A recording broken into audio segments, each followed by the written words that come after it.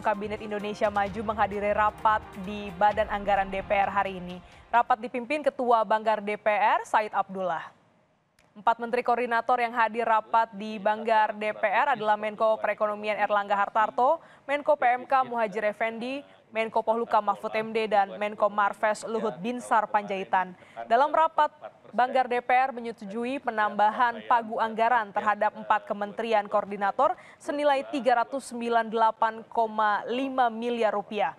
Rincian penambahan anggaran yang disetujui untuk tahun 2024 yakni Kemenko Polhukam sebesar 91,96 miliar rupiah, Kemenko Perekonomian 40,46 miliar rupiah, Kemenko PMK 189,89 miliar rupiah, dan Kemenko Marves sebesar 76,39 miliar rupiah. Bapak Ibu sekalian,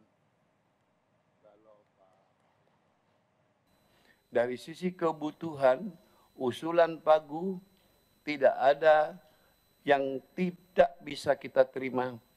Banggar bersikap melalui pimpinan akan memastikan bahwa keempat Menko itu mendapat tambahan anggaran pada September ketika APBN akan didok di Badan Anggaran. Itu jaminannya pimpinan badan dan seluruh anggota Banggar sekalian.